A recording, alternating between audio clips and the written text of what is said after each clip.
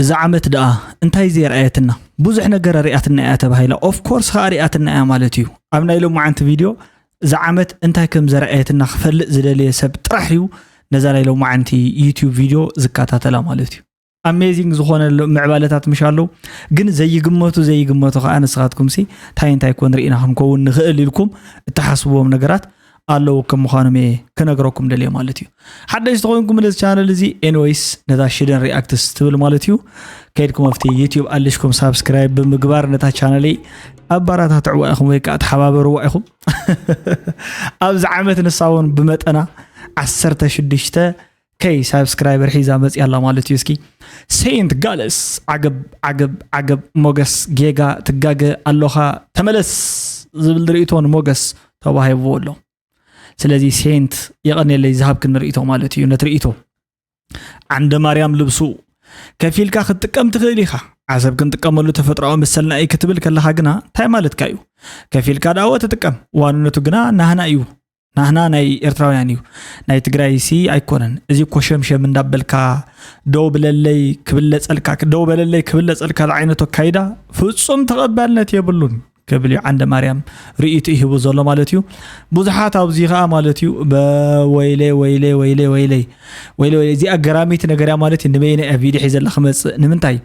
مصحف قدوس تخكل ديو أي تخكل نابز بالمالتيو زلوا كرونولوجين ناي جزي قدم صعب حزل زل زحوي حزي خمس يا معلت جيره مستنى يقرأون صباح نبينه هذا فيديو اللي إزي MI 2327 ناي مترو بمترو بروفيسور كل جلس والله مالتي ماني ناي مترو بمترو بروفيسور anyways نابتنا لهم عنتي قداتنا نخالهم عنتي كيدنا تتحيزنا دمر كنبل نقول لهم 16k plus subscribers لهم كأمالتيو thank you يغني اللي كلكم يزدلي بتعامي يغني اللي سلازي 16k سبسكرايبر هلنا 16k سبسكرايبر يغني اللي يزبها الجودة مالتنا ولا لهم عند فيديو نسجر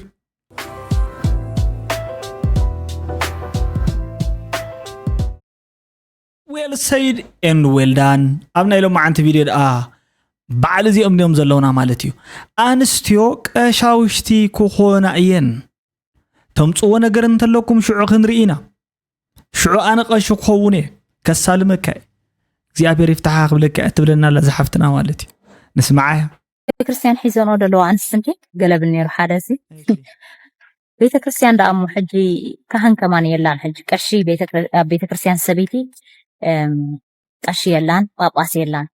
ግን በሕጂ ቀሺ ከውን ያብ ኤርትራ ሹዳን ተከውን ያናሁ ፉይ ጸልይ አምላኽ አነ እግዚአብሔር አቦይ ቀሺ ኮይና ሰቤት ከይራአሁ ኤርትራ ከተለን ይልካጸል እንበር ከመውቲኻ በዝር ይካረልሁ አዲሃ አቡኻ ስነዲሃ ከሕንቃ አኸሎስ ተሐረቕሃ ማለትኩ አይትጉህ ኩሓ ወሰኻ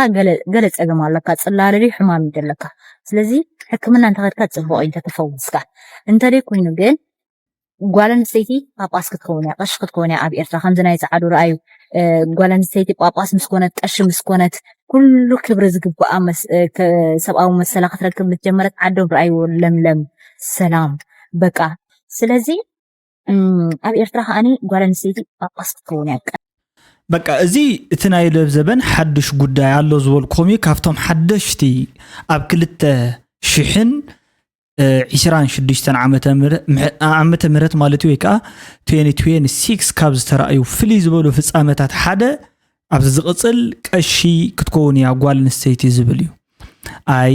ኣብዚ ጉዳይ እዚ ክሕስዶስ ከቀባጥረልክን ደቂ ኣንስትዮ ኣሕዋት ኖኖ ከቀባጥረልክን ኣቀባጢረን ኣብ ገሃነም እሳት ካብ ዝሰደክን ሓስዮን ኣብ ገነት ይሕሸክን በትናትና ዘሎ መጽሐፍ እንድሕር ኮይኑ ሓንቲ ጓል ንስተይቲ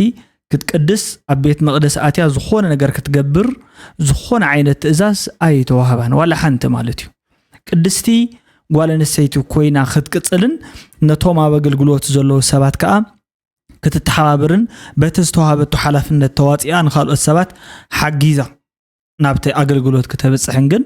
ሙሉእ ጽሑፍ ኣለዋ ማለት እዩ 36 ቅዱሳት ኣንስቲ ነይረን ንጎይታ ኢየሱስ እንዳዞራ ምስኡ ዝሕግዝኦ ማለት እዩ ከም በዓል ሜሪ መግደላ ማርያም መግደላዊት ናይ ቀሌዮጳ ሓፍቱ ማርያም ትበሃል ናይ ያዕቆብ ኣዲኡ ማርያም ናይ በዓሉ ናይ ጎይታና መድሓኒትና ኢየሱስ ክርስቶስ ኣዲኡ ድንግል ማርያም ብዙሓት ሓዋዊሰን 36 ቅዱሳት ኣንስቲ ማርታ ብዙሓት ኣለዋ ማለት እዩ ማርያን ማርታን እውን ሕዋት እየን ሕጂ ከምዚአን ዝኣመሰላ ቅዱሳት ኣንስቲ ኣለዋ ቅዱሳት ኣንስቲ ባዕድና እውን ማለት እዩ ብጣዕሚ ኣዝየን ፍሉጣትን ከም በዓል ክርስቶስ ሰምራ መስቀል ክብራ ወዘተ ዝኣመሰላ ናይ ቤተ ክርስቲያን ቅዱሳት ዝምለኻ ዘይኮናስ ንኣምላኸሲ ቃል ኪዳን ዝሃበን ዓቢ ቃል ኪዳን ካብ ዝሃበን ሰማዕታት እውን ኣለዋ ማለት እዩ ከም በዓል ቅድስቲ ኣርሴማ ኩለን ኣለዋ እየን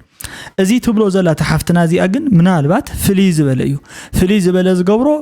ቀሻውሽቱ እውን ክንከውን ኢና ቀሻውሽቱ ዘይኮናሉ ዘለና ሕጂ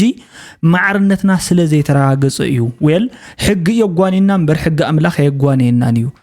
እያ ትብለና ዘላ ማለት እዩ ምናልባት እዚ ዓመት እዚ ፍልይ ዝበለ ስለ ዝኾነ ኣይኾናን ኣይበሃልን እዩ ነዚ ዓመት እዚ ኣብ ግምት ውሽጢ ብምእታዊና ክንቅፅል ተባሂልና ምሽ ንቐፅል ናብ ተቐፂሉ ዘሎ ቪድዮ ማለት እዩ ክትከውን እያ ኣብ ኩሉ ኣፍሪቃ هذا مشكلة كأنه أنا إرتاوي أنا زي كل حكومة كل التوه ده بعد تعلم يونير وإرتاوي كل التوه ده بعد لك كل التوه كنا تتعير لك كل التوه ده بعد يكون سلست ميت نصان ناقشتو وده بعد نحنش كألك ده هذا كألك وده بعد لك ناقشتو أو مزارع نايدك سبات نحن بس نايدك سبات مو غير كسر عكابو نايتروزيمي كنا غير كعصبونا له بوده بيزي إذا تحلي كنا معك مرساتات الله مرسا ولو مرساتك لا يكسب تحت زلوا عدي رافايل تيعو إذا كله وده بعد كيف لعل جسكا مرسا زي بعل كستاي جسكا بمنو مرسا مالك أمي نايم دا مقفف عسى موهد اللي جلابه مالتي أقدر بيدك ندرك أنا حتى من أول كل تكون تتأير لك بمنو الجلو نايفريات نايم لك زرخا كل زبق الأخلاق هو حتى من صغير كأحد تزارني እዚ ፉል እዩ እዚ ኻ ካሊ ፉሊ ናይ 2026 ናይ ዝዓመት እዚ ጉዳይ እዩ እዚ ሓውና እዚ ማለት እዩ ሕጂ ንሕና ዘለናዮ 2026 ዘይኮነ 1026 ኢና ንርከብ ነፃነትና እውን ዝሓዝናዮ ኣብ 970 ገለን ዓመተ ምህረት ወይ ከዓ 90 ገለን ዓመተ ምህረት እምበር 1000 ዓመት ሰሪቆም ጻዓዱ ኣብ ልዕሊ ወሲኾምና ስለ ዝኾኑ እዚ ፉሊ ዝገብሮ ናይ ባዕለይ ካላንደር ኣለኒ ዝበለ ማለት እዩ ናይ ዝዓመትና ፉሊ ጉዳይ ወይ ከዓ ናይ ዝዓመት ፉሊ ፍጻመ እዩ ወይ ከዓ ፉሊ ገላጻ እዩ ነዚ ዓመት እዚ ሲ ፉሊ ሰብ እዩ ኢልና ክንወስዶ ኢና ማለት እዩ ካብ ፉሊ ናብ ፉሊ ለብዘበን ማለት እዩ ሳሸጥ ያሃት ዛር ነርካ እዚ ልካሲ በቃ ተለምን ካሃት ወላዕለ ኸው አውድ ፍራት ሃገራ እዚ ለማ እወ ሃብታም ዲኻወ ግን ለምን ካሃት ወላዕለ ሕዚ እኮ ናብቲ ናይ ዓለኻ ኸዊታ ትቀርብ ከለኻ እውን እኮ መቃለስ ትስእ እዚ ብድፍረት ዘይኹንን ዝኾነ ሳተላይት ዝኾነ ዩቱብ ዝኾነ ሚድያ ስለ ዝወነነ ጥራሕ 24 ሰዓት ተሰኽቲቱ ጠበቃ ውልቀ ሰባት ክኸውን ደርቢ ነስተላልፋን ዘይቃለስ ውልቀ ሰባት ግን ፈተውትን ፀላእትን ዝገብር እንተልዩ ኮይኑ ምን ተዋዕለ ይበል ሓደ ክረአ ዘሎ እዚ ይብስሩ ኣነ ሃይለ حراي اتي كالي مبل سالساي فولي زرخومنايو مالتيو اب 2026 كاب قدم حجي ابدا مودات عالم قن نريئن زلنا فوليات غدايات انتايو نبعل خايتبل ا ميديا سلت وعد زلخا نصدقن جهنم اساتن منغسته سمايات نبعل خايتبل صقم يبلون نبعل خايتبل امبر غورو ኢልካ ዝቃባጠረሉን ወቀሳ ዘይብሉን እዩ ካልኣይ ከዓ ማለትዩ ደለይቲ ጽምዶ ማለት መሰረት ጽምዶ ኢና ባህልቲ አንጻር ጽምዶ ዝኾኑሉ ኃይለ ደደቢት ምስ ሰብ ጽምዶ ዝተባእሰሉ ሓጎስ ገዲፋይ ንኃይለ ደደቢት ማለት እዩ በቀዳማይ ካብት ዝገበረ ነበረ ቃለ ምሕታት ወዘተ ወጽዩ ጋማ ክብሎ ጀሚር ጋማ ኢሉ ስታሊን ማለት ጋማ ክብሎ ዝጀመረሉ ኃይለ ድሕር ደብረ ጽዮን ዘይጣዓሙ እዋን እዩ 2026 ፉሊ ማለት እስኪ ሃይለስ ተቆጣዕሉ ምክንያት እንታይ እዩ ንሃይለስ በብሔራውነቱስ ጠርጢር ካዮስ ሃይለያ ብልጽካ ደደብ ከምዚ ክንዲዚ ዝኣክል ዝደንቆሩ ብላሽ ዝኾኑ ሰባት ምዚኦም ማዕረ ትግራዋይ ተባሂለ ምቁጻረይ ብጣዕሚ ዝገርመን እዚኣቶምስ ምስቱ አካሉ የለ መንፈሱ የለ ፕላኑ የለ ሕልሙ የለ ትግራዋይነት ዝኾነ ሃይለ ክወዳደር ንዓይ ከዓ ግሊሉስ ሃይለ ከምዚ ትኾነለካ ኢሉ كوكس ممكارو نايدون قرنو شاف راح يزري من ينسون عيمصيو تقراوي نتيخ قمقم ودا تأكيبو كمزي قبل تقراي حراي ودا تأكيبو ازي كمزي يقبرنا له زبل قدا ايزولو مالتي بحاصير سميعهم مدو انا جن يزارب اندي صنيحه وديقوم مخانم نوح اوان هبيه مصنيحه كما جمريو جن هايله ولا وديقوم انتلو as long as they respect me انت زي تنكفومني ولا حنت صقم يولن እና በለዩ حزوم صنيحو مسوم كاسر حلو صنيحه مخنيات انت ايو ندحر دايلكمني ወጥጥያን ወጥጦ እንትፋረዱ አይነት ተሓረድ ስለ ዝኾነ እቲ ሽዑ ዝገብርዎ ዝነበሩ ነንባዕላቶም ዋላ ሕማቕ ይባሃሉ እምበር ኣብ ካልእ ሰብ ሕማቕ ምዛረቦም ህላዎም ነቲ ካልእ ሰውን ከምኡ ገይሮም ዳውን ይገብርዎም ምዃኖም ዘይፈልጥ ኮይነ ይኮነን ሃይለ ኢድ ሸናሒት ጽናሒት እንኳዕ ጽናሓትካ ኣሰይ ገበረት ዋላ ሓንቲ ክንዛረባ ይንኽእል ማለት እዩ ጽቡቕ ገይራ ከምኡ በቃ በሎ ተባሃሉ ንስኻትኩ በሎ ታናኽቱ لأنه على هذاكم تصرف لي نركان السابق قدام في مالتي كم زبل عنجال كم زبل قلن دابل كمالتي خم ديلهم خا تمصياكو فلطكو هم كوي كلوس كومي تباهيلو ጸሊም ብጫ ቆጻል ባንዳ ገለ ሽሞጽዮ ዘሎ ሆሚ እንደ ክልል የትግራይ ህዝብ እንደ ህዝብ ምን አይነት ሁኔታ ውስጥ ነው ያለው? በጣም በሚያሳዝን ሁኔታ ነው ያለው። ሻዕቢያን መቀሌ ጽፈት ቤት ከፍቷል። ይሄ ጽምዶ የሚባለው በጋራ ከህወሓት ጋር የሚሰሩት ስራ ማለት ነው። ስለዚህ አሁን የኤርትራ ያልተፈለገ ሰው መቀሌ ላይ ጽፈት ቤት እንዳለው ማስረጃ አላችሁ? በጣም ታፔላ ያለው ምናምን አይደለም። ኦሬዲ ግን እነሱ የሚሉት አብረን እየሰራ ነው የሚሉት። ሁሉም ነገር ላይ አብሮ ነው የሚሰሩት። የጠሉ ሰዎች አብሮ ያጠፋሉ፣ ህዝቡን አብሮ ያፍናሉ፣ ጦርነት አብሮ ያቅዳሉ። ስለዚህ ህዝቡ ችግር ውስጥ እንዲገባ ከችግር እንዳይወጣ የፕሪቶሪያ የሰላም ስምምነት እንዳይተገበር ትልቅ ሚና አለው የሻዕቢያ መንግስት። እሞዚዲዮ እቲ ማለት አብጾብ ሕማቅ ኩነታት አሎ ተብሎ ዘለኻ ስነዚዲ እዚ ማለት ናይ ፖለቲካ ታይ ዝበሃል ረብሓ ምርግጋጽ ምስአበዮም ተኻቲዖም ፖለቲካዊ ረብሓ ናይ ህዝቢ ክምልሱ ዘይከኣሉ ዝተረትዑ ሰባት ዝገብርዎ ዘለዉ ኮሸምሸም ማለት እዩ ወይ ከዓ ዝተኻየድዎን ዝተመላለስዎን ወራዲ መርዓዩ እስ ኦኬ በዚ ዶ ኮይኑ እቲ ህዝቢ ጸገም ወሪድዎ ዘሎ በዚ ጥራሕ ይኮነን እዚ ተወሳኺ ናይ ትጸንሐ ጸገም እምበር መጀመርያ እቲ ንስኻ ዘለኻዮ እቲ ንስኻ ንጉስ እዩ ኢልካ ተኣምነሉ ዘለኻ ናይ ብልጽግና መራሒ ሓዊሱ ማለት እዩ እቲ ውድብ ብምልኡ ኣብ ልዕሊ ትግራይ ዝገበሮ ዘመተ እቲ ህዝቢ ብጠቕላሉ ከዓ ኣብ ልዕሊ እዚ ስልጣን እዚ ማለት እዩ ኮይኑ ንትግራይ ዝገበሮ ዘመተ እዮድኪዋ ንትግራይ ማለት እዩ እንዳሓር መሊስዋ ሽዑ በትሽዑ እዋን ከዓ ሞግዚት ተወካሉ ነው ይኮነን ዋና ገበረ ሓዳጊ ግራዝ ጸጋም ዘማቲ ዝኾነ ማለት እዩ ደገዝማቲ ወይ ከዓ ግራዝማቲ ኢሳያስ ማለት እዩ በቲ መጽዩ ነዛዓድና ሓምዚ ቋም ስከደ ሳልሳይ ተወሳኺ ኮይኑ ሕጂ መበር ራብዓይ ሕውሓት ይሸነላሎ ማለት እዩ ትግራይ ምሻን አድግ ዝገበሩ ብዙሓት እንዲዮም ኢንክሉዲንግ ዩ ማለት ክትጻወቱላ ዝደለኹም ኣብ መወዳእታ ግን ክትወቅስ ከለኻሲ እተናታትኩም ዘሎ ዘይሰራሕኹሞ ገዛዕዮ ወይ ከዓ ነጢርካ ናፍቲ ፖለቲካዊ ጉዳይ ዘእትኻዮ ሕጂ ወብጸገም ኣሎ ርዳእታ ዘይብሉ መድሓኒት ዘይብሉ ቅርሺ ዘይብሉ ህዝብ ኣሎ ኢልካ እንተ ተዛረብካ እንታይ ትኸውን ኣብ ጸገም ኣሎ መማልካ እኮ ተዛሪብካ እሺ ጽቡቕ እዩ አይ እስኪ ስታሊን ገብረስላሴ ከዓ ክጽሕፍ ሞጽዩ ማለት እዩ ጽሕፍ ሞጽዩ እዚ ሻዕቢያ ትግራይ መቀለ ውስጥ ቢሮ ከፍቷል ፋና ቲቪ ኾም ይብለሎ ማለት እዩ እንተ ኮይኑ ጽቡቕ እዩ ምክንያቱ ቅድመ ሃገር ምዃን አዲስ አበባ እኮ ኤምባሲ ቆንስላ ቢሮ መቀለ ነይርዋ እዩ ሽዑ እዋን ዝነበራ ቆንስላ ቢሮ እንድሕር ዳኣ ከም ሓድሽ ከፊታቶ ጽቡቕ እዩ ነዚ ዝሃብካና መረዳእታ ነመስግን ሓደ መዓልቲ ከዓ ክኸውን እዩ ዝብል ማለት እዩ ሓደ መዓልቲ ክኸውን እንዳበለ ከም ክንቲት ንትግራይ ገና ፂልዋ ኮፍ ክብል ዝብዘሎ ስታሊን ገብረስላሴ ከዓ ማለት እዩ ብተመሳሳሊ እንታይ ከብላዓ ከም ምዃኑ ኣይፍለጥን ንባዕሉ ነገሩ ወፃእ እንዲ ዘሎ ወይ ከዓ ንባዕሉ ወፃእ እዩ ዘሎ ክሳብ ሕጂ ቤተሰቡን ምርካባ ይተጸገመ ክሳብ ሕጂ ቶም ኤርትራውያን በዓላቶም ቶም ተወለድቲ ዘይረኸብዎ ፕሪቪሌጅ ኮ ይረኺቡ ስታሊን ገብረስላሴ ፍሉይ ኮ ይረኺቡ ማለት ብጣዕሚ ጽቡቕ ነገር ኮ ይረኺቡ ቶም ካልኦት ኣብቲ ውሽጢ ዓዲ ዝተቃለሱ ንኣብነት መምህር በየነ ገብረ እግዚአብሔር አቡኡ ስውእ እዩ ወዲ ስውእ እኮ ኣትዩ ንወላዲት ወይ ንኻልኦት ቤተሰብ ወዘተ እኮ ክሪኦም ኣይከኣለን ስታሊን ገብረ ስላሴ ግን ብኡ ገጽ መጽኡ ቤተሰብ ረኺቡ ኸይዱ ስለዚ ኦፍ ኮርስ እዚ ዝኣክል ክብርን ሞገስን እንደሓዘድ ከመይ ገይሩ ነቲ ጉዳያት እዚ ዘይማጎተሉ ማለት እዩ ብዙሓት ሰባት ከዓ ሕጅለም ቅነት ማለ ሓቲተኩም ንሓቂ ነይራ መብዛሕቱ ሰብ ታይዱ ንሕና መሪርና እዩ ዘሎ በቃ ንሕና መሪርና እዩ ዘሎ ኣብቲ ርእይቶ ኣለኩም ኣቲኹም ርእይዎ ንሕና መሪርና እዩ ዘሎ ተዳሊ ደበላለቕ ተዳሊ ተሓዋወስ ንሕና ጥራሕ ሰላም ይሃቡና ሰሪሕና ክንበልዕ ጥራሕ ወለድና ይቕተሉልና ኣብቲ ንረድኦም ዘለና ኮይና ክንረድኦም በቃ እዚኣ ኢኻ እትበሃል ዘላ ማለት ሕጂ ተገንፀልካያ ተበተንካያ ተፈንጣሕካያ ተዓዲ ማለት እዩ ተዘይ ሰሪሕኻ ዋላ ንበይና ሃገር ገበርካ ዋይላ ምስ 20 ሃገራት ደመርካያ ተዘይ ሰርሕ ኮይና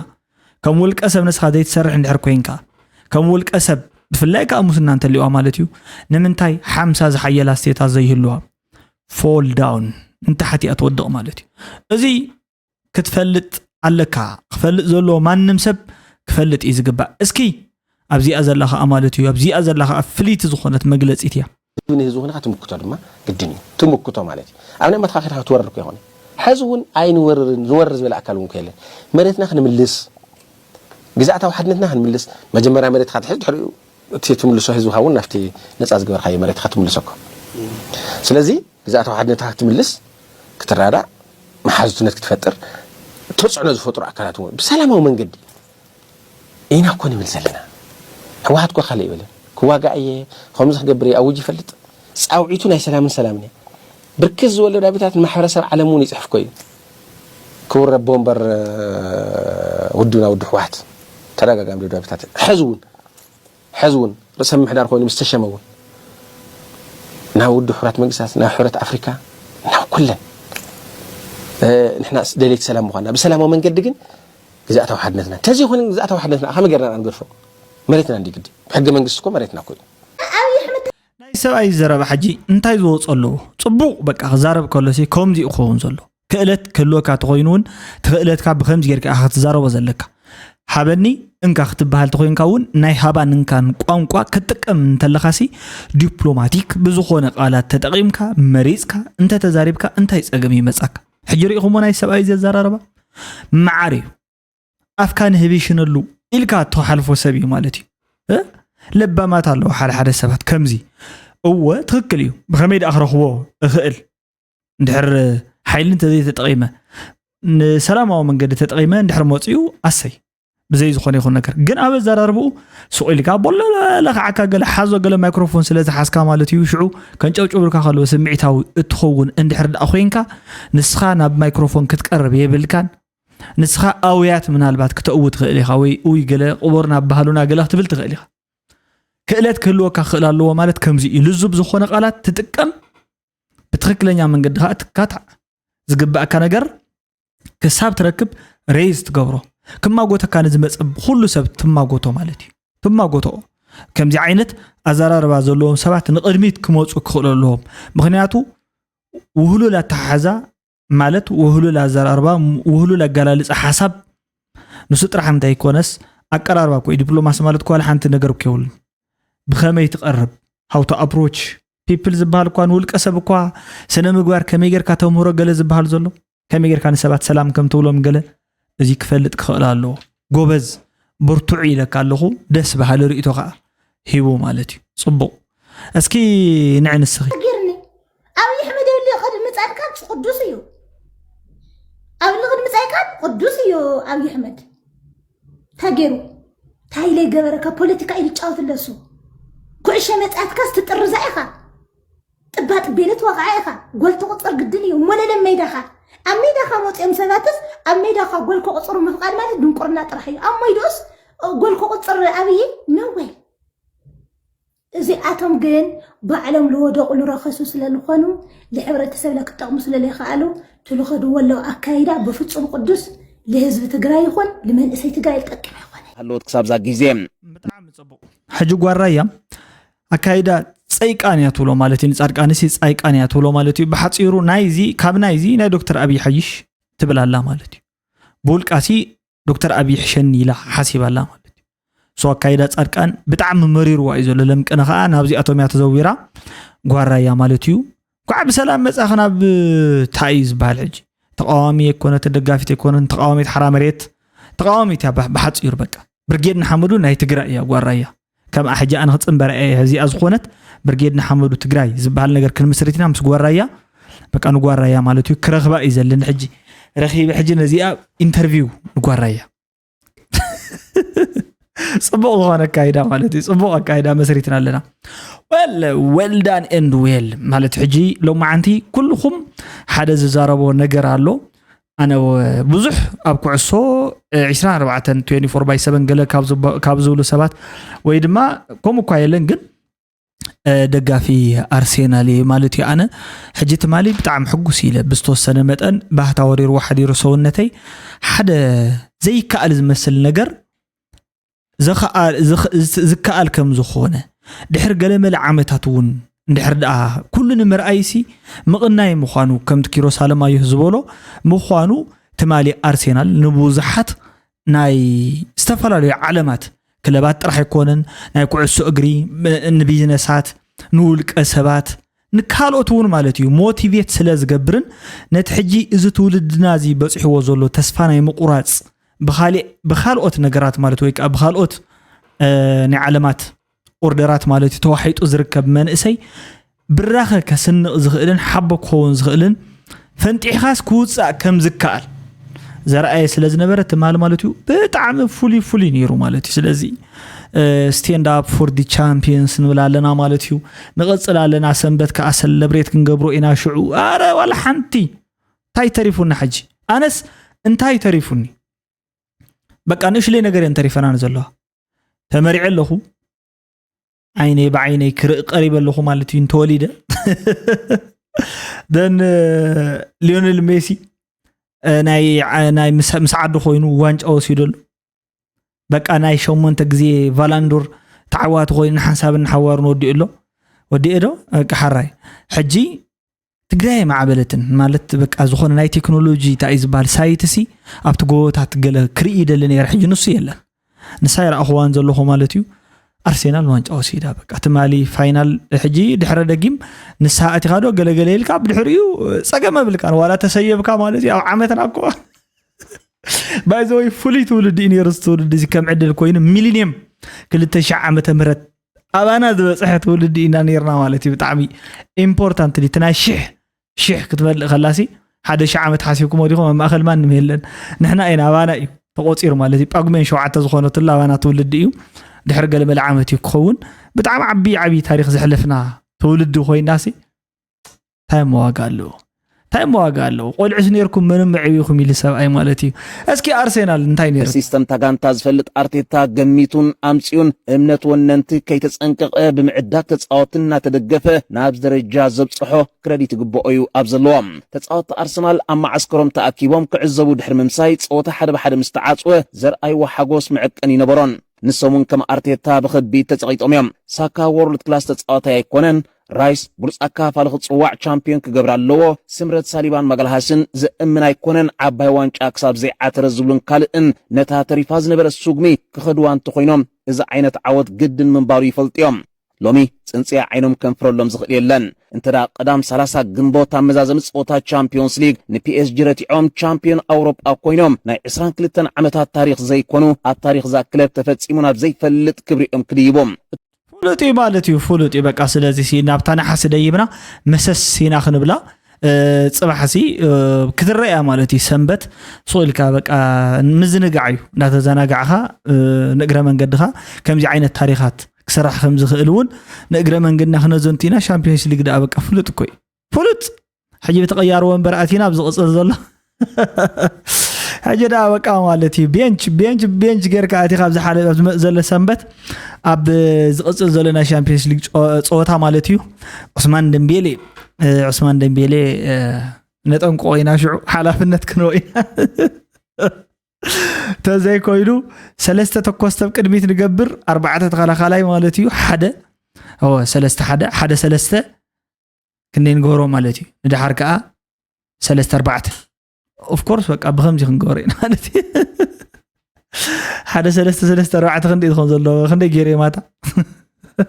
كعسرت حالفهم كيكونوا بزخونة صبوا يقوم جرنا خنتصاوت منا مالت جي كريزا ما أخلت مالتي ودأت كعن خنجبرينا زمان جات وسيلة أقرفها كذي أسألكم ما يتحسب يقوم ما يتركموا مالتي جن كل سب تينكيو مالت نقول حقوسكم يلومنا اللو مالتي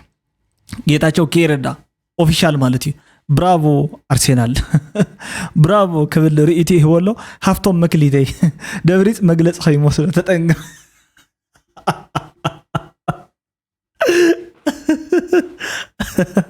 وي أرسنال أنا تابعتي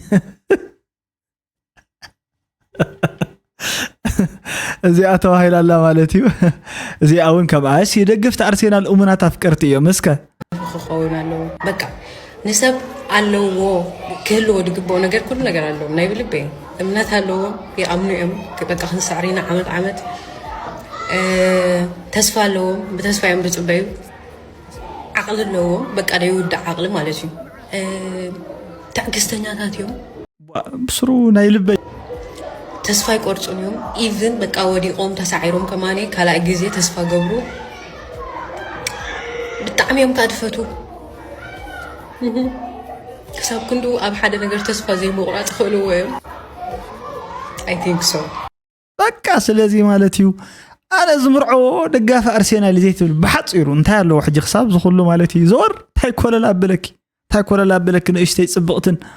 أرسنال هو مالتيو بوزح تاريخي نيرو بوزح تاريخي حليفو 22 عامت مالت اب صوتا كعسو بوزح نغري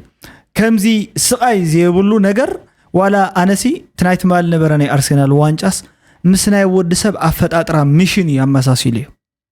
ود سبسي አለወኮም ዝተፈጠረ العلامه فتحي رتعي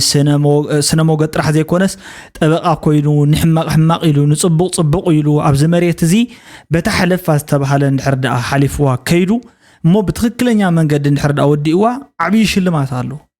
بقى فلوتي عبي وانجاس هلنا مالتي شامبيون سينا مالتي عبد جنت مالتي ازي تزي غيرخه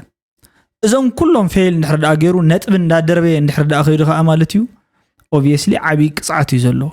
سلازي اتو اوبستاكل زخون زلو منيو سيتي يكون تنافتني عالمنا خا مال سيطان تا يخونال مالتي نايت جيم تشالنج يخونال لما اخل مالتي بزي تشالنج تجيم ايم تعوتن نمنتاي مسيلكم كوم إله ازي رغصني حج قدم قمت يزمسلني رات تخلا يفلسفول نيره دحرس توسن اوان كن حق خوني يلا قميته نمنتاي تيلكم نتوم ملائكت زبهالوسي حما قالبو غيرو فطيرو ماقا مالت بتفطروسي بقى صبو طرح زحاسبو غيرو باي ديفولت مالتي باي ديفولت نسب ግን ነፃ ፍቃድ ህይወ ተነፃ ፍቃድ ተጠቂሙ ሕማቁን ክሓስብ ይኽእል ጽቡቁን ክሓስብ ይኽእል ሕጂ እዘፈላላይ ዚ እንታይ እዩ ዝወስደካ ንሕርዳ ኢልኩም ልክዕ ከም ተስተዋው ሓላፍነት ነቲ ሕማቅን ነቲ ጽቡቅ እናፈለየ ንሕርዳ ኸይዱ እቲ ሽልማት ኣብኡ እዩ ዝምርኮስ እቲ ሰይጣን ከ ማለት ነቲ ሕማቁ ይቅርበልካ እንካ انه هيريدي ازي لك مالت يفتنلك ازي اسي نتاني عالمنا خنتات يا بقى توكل نيره تاني ارسنال نايت مالي نا 22 عامت من البات مالتي من البات بقى هيوتس كمزي اخم مخوانا يا بقى بحصيرو تزارب زاس وايكات مالي فولي يكون وانچا خبلع خلو زخونه كلب سلازي رانا يكون رينا اينا بزح غزي مالتي بزحات وانچاتات بزحات شلماتات نشانات معرغات توهيبوم يوم ابكو سغر مالتي كله ነገር በቃ አለው ዝባል አለ ኢና ቫላንደር ሴሬሞኒታት ወንገለ ስለዚ አለው ይም ንምንታ እዩ ትማሊ እትኒ ዓለም በሙሉኡ ኦራ ወይካ ፖዚቲቭ ኢነርጂ ኣብ ልዕሊ አርሰናል ነይሩ እንድሕርዳ ኢልኩም ኦፍ ኮርስ በቃ እዚ ኢትማተር ገይሩ ወዝነበረ ክንፈልጦ ክንቀላለና DW ኢንተርናሽናል ናቶም አይኮነን እዚ ኦፊሻሊ መስለኒ በለሳ ሚዲያ ይዝብል بناتاتهم لوغو مساعتهم دم تحايرهم زلو جوينت اذا عمت بزح تأمرات هارئنا يو قداماي دبرصيوننا بريزيدانت تمليسو اوف كورس ارسنال وانچا وسيدو انا سب تقاوم حوحات كوينو تأسيرو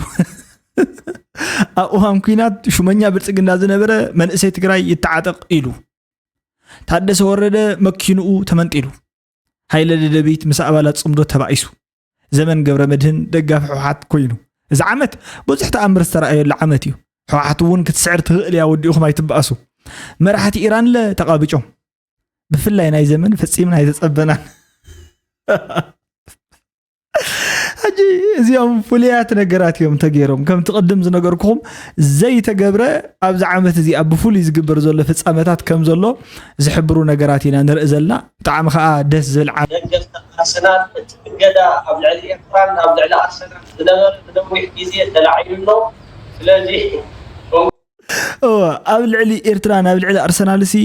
ኣብ ልዕሊ ኤርትራ معقب نيروان ناي لمعت قبل على أرسنال لما ناي وانجا حجزي وخلتي تلعيل لن يبلالو قلتي زي تلعيل لن اسكي نسولو ميديا خمسة معينا سولو عطايب وحوصوكم دقفت أرسنال أبدا معتنا تلت عسران أربعة قبقت يا وانجا تعاتوا توصلوا قل مصابكم أفريدكم سلزلكم مصابكم أفريدكم سلزلكم كي تشاملكم كي تشبركم ماليكم وليكم وريعكم توصلوا متشلمات أب عسران أربعة قبقت بمغانقة دربع عوتي توم دقفت أرسنال بزحات نشيب كاب أفريقيا مزحتكم أفريقيا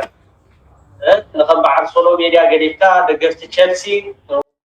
obviously نكم بعد سولو ميديا قلقل إذا أمسولو ني أرسنال دقاف بزح أي قبوم مخنياتو تنايت مال زنبرة صوتا تايزر انيرو فتح إيزر انيرو فتح مالت انتهى مالتي بتخكلنيا سعيرو لفيعو الناس عرى نتبتات ندارخبه موها صوتا نرأي ناي تيك تاك كانوا قصاتيهم زيهم بمولؤهم مالتيو زياتهم سي كساب حجي زي سرحوا التاريخ هينبرو من إذا تاريخ زي جن وانش أخهم تسألوا معي كألن نيرو بستفر عليه مخنياتات مالتيو بستفر عليه قوليتات زي متأخخاب نحيلي نسمرت اندحر دقا حون تاوني سنيت اندحر دقا ليو كاب صوتها نلعلي تفقير كاب متصوات انتليو نتخلو اتقبرو ونقرسي بفقر قبرو سلستبهله كوم اندحر دقا كتقبرو تجميركا كتعوت كم تخيلي زاري سلازي زي نتوم فتحي زي هبو فتحاويان زي كون سبات اي قبؤو من زعوت زي كم زي امزا امسال حجي دقا فارسينال اي قبؤون بقى زي ندلاي فتحي مور بقى زي نمنتاي تيلكم ازي عنقفات نيرو مخالف نيرو نزخلو تديبو نزخلو لعلن وصا اوردن تباهيلو نتيك ايت سعرن غاز تباهلن نخسعر زغبرو تايو حبو صنعت قالسيو نتزي كغبر زي يدلي نتنا شفت اوانጭ اخوسر زدل ببعموت زنبره نزي ايغبون سلازي حجين نبعل سولو ميديا ولا دغاف ارسنال انكو ايكونكا امبر بسرو امامنا كان وانጭ دقفت أرسنال حقوصكم نبل أمين نحنا حقوصنا أيسروا السعنا حقو حبيبكم من عين ذكركم من بتي معلت نتسأنت بزملكت جن بتسنبل مالتيو نقع حقوصكم كنوا لكم من عشعوا مالتي بزي نقع حقوصكم ده أبو للابد زياس ولا حدا خبنا منتهي يقول زغنا بتعمل استبدي تشوفوا دحرناويحي لمزنا يقدر يطري كحسات تلعب له زمن زيا يلا خطرينا علم لخو قدام جرنا الافريقيا ساعات افريم بلوقا بلما استغنيات ديما تاساسي رمو فنيوم قديفهم مش انت تبلا لا على بالسان دايت مرطا نعند مسلاناتو حنت يدر اليا حنت غورنيرا ود سبعان قلن عمت كندي تاريخ مزغيبو كندي جغانو افريو بهوت مهلاون صدايو يديلان معس دي انكي ندابغنا معاذ طرح ايدو خوينامو مالتيو ايدو طرح يكونتنكو زيلا ناي سبايكو ايدو طرح زيلا دي موسيلك حنقولون كو يلان مساتو سيداكو تحنقولون يلان كندي جغانو فريتو لخاتهم زفوري قدمي ازنورو كندي جغانو مسو خوينام زفوري خا كيفورين ناب كونتينر اتيو مالو تمرحيو سبعي تزخون نيرو نتفتطو زلو مالتيو قند عين انت زبلو نيرو شعيو سبعي كون نيرو زي حجي موداتو كثيري ببا عليك ورن كثيرو مس عقام سلازتزقع نتقول قال زخون حزب مالتيو ويكا قلانقل زخون حزبي ينبعلو نزلالمو مالتي سلازي كثيرو ديو كثيرو يبع بعلي فلطاني بدن بغيرو نسحان تعسان كله خمس خل فلطي تخونه جن بهوت مهلاو صبو نغاري ختمهارن كتعسن زغبر سلازخونه ايفلطن انكو بهوت هالو نساق انت تبرلا حاجي غلغلي امسي نهزب تግራይ نحجز نيرنا زول انت ايزو دمو تايزو ملعني እግሩ የላን ማኣስ ጎፋን ድምውፅኡ ይልፍልፍ ነይሩ ኢዱ ተራማረ ክገብር ይኽእል እዩ ነዚ ክንድዚ ሃገራዊ ሰራዊት ኣብ ጣውላ ሓንፂፁ ቅዲ ሕፃፍ ሕንፅፅ ካርታ ሕንፅፅ ምስ ዓለም ክዛረብ ንዓናይ ዓለም ኩነታት ኣንቢቡ ናይ ተኸባቢ ኩነታት ኣንቢቡ ነቲ ጅግና ስጋብ መስርዕ ወሪዱ መምርሒ ዝህብ ኢዱ ክፅሕፍ እዩ ዝሓድር ክቁረፅ ክለምስ እዩ ሰርሕ እንዲ ነይሩ ማኣስ ጎፋን ድም ይኸው የውፅእ ነይሩ ማኣስ ንህዝብታት እንዳማቱ ክሕግዝ ኣብ ቲክቶክ ክብል ይሓድር ህዝብታት እንዳማቱ ነዚ ኣይደሊ እኳ ስቂሉ ፈሊጡ ዝዘውሩ ዘሎ እምበር ሕጂ ዋላ ሓንቲ ዝገበሮ ነገር የለን ዋላ ሓንቲ ዝገበሮ ነገር የለን ንምስራቅ ዘውፅኦ ትልምውን ንምስራቅ ስለ ዝኾነ ዋላ ሓንቲ ለውጥ የምፀን ማለት እዚ ዓርሱ ንክከላኸለ ይገበሮ ገለ ይገበሮ ኣብቲ ሕጂ ዝነበረ እንድሕር ኮይኑ ፋብሪካ ገለ ሰሪቕኩም ንዒሉስ ዝኾነት መምርሒ ፅሕፍ ኣቢሉ እዚ ኣነ ዝኾነ ሌባ ፅሕፉን እንታይ ሕጂ ያየናይ ካርታ እዩ ኣነ እኮ ሕጂ ስኢል ተኣምራት ገለ ስራሕ ዘሎ ስርሒት ገለ ይመስል ሰለስተ ወርሒ ሰልጠነ መንእሰይ ትግራይ ስኢል ዱዓዋዕ ዘብሎ ሰራዊት ተሰልጢኑ መፂል ካሲካስ ዛረብ ዋ ኣነ ገለገል ይሰብ ግን ማለት እዩ ንኽትሕሱ ተፈጢርካ ሓጂ ንሰልጠነ ንኽረክብ እንዲ ብንየ መፂ ማለት እዩ ሞት ሓንቲ ኢሉ ዘይተምፃሉ ተወቂዒ ተሃሪም እንዲ ነይሩ ቅድሚ ሕጂ ኣምፃሉ ንሳ ብመጀመርያ ርሑስ ቅንያት በዓል ናፅነት ደቂሩ እዩ እንኳዕ ናብ ዝኽቡር በዓል ኣብፅሓና ገጽ እቲ ንፎቶ መራሒና ስብሓት ኤፍሬም ከዓ እንቋዕ ኣርአየና ቴንክስ ጋድ ኣብዚ ሕጂ ሰዓት ግን ክብል ደልየ ዘለኹ ኣነ ኤርትራን ትግራይንሲ ሙሉእ ብሙሉእ ዕርቂ ገይሮም ኣለዉ ምስ ኣብ እውን ምትዕራቕ ዘይተርፍ እዩ ኩሉ ግዜ ፖለቲካ ሸርሙጣ እዩ ናብዚ ዝፀንሕ ትገላበጥ ኢኻ ኣብዚ ሕጂ ሰዓት ግን ንሕና እንደሊ ዘለና ከዓ ሙሉእ ሰላም ክኾነና ምስቶም ይሕዋትና ከዓ ዕርቂ እንደሊ ኣለና እቶም ኣብቲ ቤት ማእሰርቲ ዘለዉ ተፈቲሖም ናብ ህዝቦም ወፂኦም ምስ ህዝቦም ክሕወሱ ከዓ እንደሊ ኣለና ኣብዚ ሓጂ ናይ በዓል ናፅነት ኣይሆብ ብሙሉኣቶም እሱራት ከዓ እቶም ነዊሕ ዝተኣሰሩ ይወፁ ኾኑ ኩላትናቶም ሃገራውያን ንበሃል ከዓ ኣብዚ ሕጂ ሰዓት ከዓ ክወፁ እቶም እሱራትና ከዓ ጸሎትና ንግበር ጽቡቕዎ ጸሎት ንግበር እዩ ሕጂ ኣነ ዝገርመኒ ግን ጸሎት ንግበር ኣብ መዓዘ ክወፁ ኣብቲ መዓልቲ ናፅነት መን ኣምፅይዎ ንሳቶም ንምንታይ ዳ ተኣሲሮም እንድዒ እንታይ ጌርካ ክወፁ ዘለዎም ብጸሎት ንምንታይ እቲ በዓል ተኽብሮ ዘለኻ ናፅነት ስለ ዘምፅሉ ቶም ሰብ ናፅነት ከዳእታይቶም ዘምፁ ናብ ኸይዶም ኣንደርግራውንድ ኣለዉ ይዝንቲ እቲ ፓራዶክስ እኮ እዩ ማለት እዚስ ግልባጥ ኣይኮነን ድዩ ነገሩ ምዚ ዘተሓዝ ነገር የብሉ እንዲ ንኣብነት ውልቀ ሰባት እዮም ክበሃል ይከኣል ግን ኩሎም ነቲ ነፃነት ዘምፁ ስቲ ነፃነት ዘይተጠቐምሉ ኦኬ ማንም ተጠቒሙለ ይፈልጥ ናብዚ መሬት ሕጂ መሬት ንዕያ ፍትሓዊ ኮነትን ክትበሃል ትኽእል ቶም ከምዚ ኢሎም ዝሓስቡ ዘለዉ ሰባት ከይገርሙ ዶ ተልካ ኦፍኮርስ የገርሙ ብጣዕሚ የገርሙ ኣብ መዓልቲ ነፃነት እሲ እቶም ነፃነት ዘምፁ ብሂወት እናሃለዎ ሳብ ትሕቲ ኮንቴይነር ኮይኖም እዮም ዘውዕልዎ ተኣሲሮም ኣብ ሙቐት ማለት እዩ ኣለዉ ድዮም ብሂወት ኣይፍለጡን እዚ ከምዚ ዝኣመሰለ መንግስቲ እዚስ ግደፎሞ ነፃነት ናይ ገሃነመ እሳት መዓልቲ በዓል ተዝህልዎ ነይሩ ንባዕሉ ኣብዚ ናይዚ ሰብኣይ እዚ በዓል ምፅምባር እኮ ኣድላይ ኣይኮነን ዋና ሌባ እኮ እዩ እኒሄ በቃ እዚ ነዚ ህዝቢ ክሳራ ብክሳራ ገይርዎ ዝኒሄ እኮ እቲ ፕሬዚደንት እዚ እኮ ተኣምር እኮ እዩ ግን ፍሉይ ማለት እዩ ፍሉይ ዝገርም እዩ ኣነ ነቲ ናይ ካብ ባዕዳዊ መግዛእቲ ዝወፃኹምሉ ማለት እዩ ካብ ባዕዳዊ መግዛእቲ ዝወፃኹምሉ መዓልቲ ነቲ ነፃነትኩም ኣይኮንኩን ዝነቕፈልኩም ዘለኹ ሲ ነቲ ተሓሳስባ ናይቶም ንነፃነት ዝተቃለሱ ሰባት ነፃነት ኣይግብኦም ኢሎም ዝማጎቱ ሰባት ግን ምሕረር ስለ ዝኾነ ምሕዘን ስለ ዝኾነ ከምኡ ዝምልሰሎም ዘለኹ ይግብኦም ኢኻ እንታይ ማለት ምዃኑስ ኣዝሮም ምሕሳብ ዝኣበዮም ንወሃቢ ፀባዶ እኸልእዎ ማይ ፀባ ይብሉ ወለድና ንወሃቢ ፀባዶ ትኸልኦ ማይ ፀባ ኢሎም ነቲ ፀባ ዝሃበካሲ ከመይ ጌርካ ማይ ፀባ ትኸልኦ ከመይ ጌርካ ማይ ፀባ ማለት ኮ ማይ ዝተሓውሶ ዝፈልሐ ማለት እዩ ፀባ ሂቡካ ማለት እዩ ነቲ ነፃነት ዘምፀልካሲ ኣሲርካስ ንበዓልኻስ መዓልቲ ነፃነት ትኽብር መና ፃወፅ እዩ ኣነ ንስኻ በየለኻ ተሰዲደ ንምንታይ ስርዓት ይጣዕመነን እሞ ከመይ ጌርካ ተኽብሮ ኣለኻ መዓልቲ ናፅነት እዩ ያ መዓልቲ ናፅነት ማለት እቲ ፍሪደም ነቲ ዓዲ ዝሃባ ድዩ ኦፍኮርስ ተፍቲ ውሽጢ ዘለኻ ኣይ ንሱ ፀገም የብሉን ናይ ዓድና ውሽጢ ዝብ እዩ እቲ ዓድና ጥራሕ ከምኡ ምህላዋ እውን ካብቲ ንስኻትኩም ንኣብነት ንስኻትኩም እኳ ኣለኹም ዝኹሉ ዓመት ተቓሊስኩም ሃገር ኣይኮንኩምን ስለዚ ሃገር ስለዘይኮንኩም ንስኹም እኮ ሃገር ዘይኮንኩም ንሕና እንተቀተለና ዋላ እንተሰደደና እንታይ ፀገም ኣለዎ ዲብለክ ንሕና ሃገር ዘይምዃንና ሓደ በደል እዩ ንዓኻኹም ምግባሩ እቲ ካሊእ በደል ዘራኸብ የብሉን በደል እዩ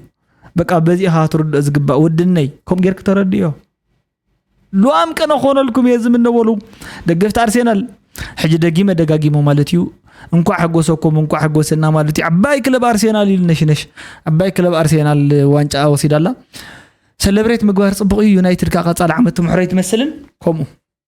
እንለስጎ ኩዕሶ ጽቡቕ ፋንታስቲክ ዝኾኑ ተጻወታት ናይ ዘመን ገለን ሪኤሉ ዘመን ክኸውን እዩ ፍሉጥ እዩ ኦብቪየስ ማለት እዩ ንሕና ብህይወት እንድሕር ኣለና ጽቡቕ ነገር እዩ ኩሉ ንምርኣይ ምቕና እዩ ህይወት ከዓ ወዲ 20 ይኹን ወዲ 80 ኩሉ ይምነያ እዩ ናይ ሎማዓንቲ ቪድዮ ነዚ ዝመስል ጽቡቕ ከስማዓና ጽቡቕ ከስማዓና ዘይቕየር ነገር ቀይሩሲ ሓድሽ ነገር ክመጽእ ይኽእል ስለ ዝኾነ ኣብ ዓይን ፈጣሪ ንዑይና ከዓ ጽቡቕ ነገር ከስማዓና ትብል ቃል ዘይገድፋ ዘለኹ ሎዋም ቀነ ኾነልኩም እየ ዝምነ ቻው ደሓና ቀኒዩ ታም Good light. نحن حضرت حواتي ما نطيب